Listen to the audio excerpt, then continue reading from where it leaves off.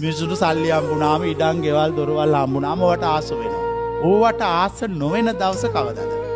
ඒක අමතක වෙනවා. ඒ තමයි මැරෙන දවස. සමහරු මේ මනුස්ස ලෝකෙට එනවා ඒගොල්ලෝ ආපු දවසේ ඉඳන්ම මැරෙන දවස ගැන කල්පනා කරනවා. මැරෙන දවස ගැන ඒගොල්ලෝ හිතලා බලනවා. මේ වෙයි. වතුරත් නැති වේව කොච්චර කිව්වත්. සල්ලි වැඩක් නැහැ. ඒ වේ වෙලාවට විතරයි. ඒ වටින කමක් නැහැ. එතකොට අපි ළඟ තිබිච්ච යාළුවෝ තේරුමක් නැහැ. ඒවා අපි මේ වෙලාවට හදාගත්තු සාපේක්ෂක සංකල්ප. මේවා තේරුම් ගන්න. මේ ගොඩනැගිලි හැදුවා විතරයි අයිති නැහැ. දැන් ඕක තේරෙන්නේ කවදද ඔයගොල්ලන්ට? ඕක තේරෙන්නේ ඔයගොල්ලන්ගේ ජීවිතයේ අන්තිම දවසේ. හැබැයි මම කල්පනා කළා දැන් මේ මිනිස්සු දිහා මම බලන් හිටියා. මරණයට ලං වෙච්ච මිනිස්සු. ඒ මිනිස්සු මැරෙනකොට දක්වන ප්‍රතිචාරය, ඊට පස්සේ මේ මිනිස්සු අතාරින විදිය, සමහරව අතාර ගන්න බැරුව කෑ ගහන විදිය මම දැකලා මම හිතුවා මටත් මෙහෙම වුණොත්. ඒ නිසා මං හැමදාම ජීවත් වෙන්න ඕනේ මැරෙන දවසේ. ඒ කියන්නේ අපි ජීවත් වෙන්න ඕන මහා ධනස්කන්ධයක් තියාගෙන හිඟන්නෙක් වගේ. මුකුත් නැති කෙනෙක් වගේ. මුකුත් නැහැ ඇත්තට. අපි තියනවා කියලා හිතනවා විතරයි. අපි මුකුත් අල්ලගෙන ඉන්න අරකයි ඕන වෙලාවක මේක ඕෆ් කරන්න පුළුවන් විදියට ලයිට් එක දාගන්න. මම ඉන්නේ එහෙම. හිටියෙත් එහෙම ඉන්නෙත් එහෙම. එතකොට මට මේ භෞතික සම්පත් ඇතත් එකයි නැතත් එකයි. සතුට මන් ළඟ තියාගත්තා. මොකද මේ ඔක්කොම නැතත් සතුට තියෙන්න ඕන. මොකද මැරෙනකොට මන් දැක්ක මිනිස්සු ගොඩකගේ දුකින් මැරෙනවා.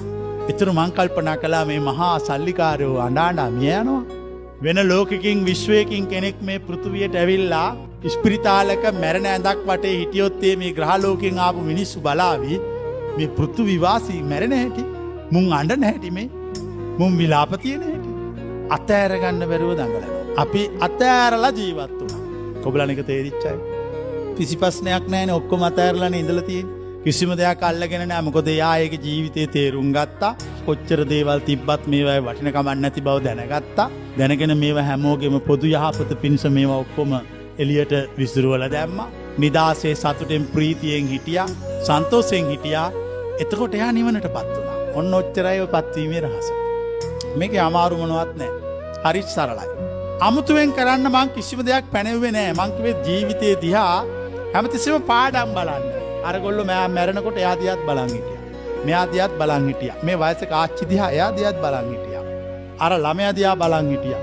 අර ලෙඩ වෙච්ච එක්ක ඔක්කොම බලන් ඉඳලා මට සාපේක්ෂව කල්පනා කළා. කල්පනා කළා මං හිතුවා මේකේ අන්තිම සාරාංශය මෙච්චරයි. මේකේ වෙන මොනවත් නැහැ. මම මේ සාරාංශය අවබෝධ කරගන්න ඉන්නේ. මේකේ දුක් වෙන්න අඬන්න ශෝක වෙන්න මොකුත් දෙයක් නැහැ. මේකේ තියෙන වෙලාවට සතුටින් ඉන්න විතරයි. අනික මේකේ තියෙන ඔක්කොම බොරු. ඒක අපි අවබෝධ කරගෙන අපි සතුටින් හිටියා. ඒක තමයි අපි අවබෝධ කරගත් නිවන.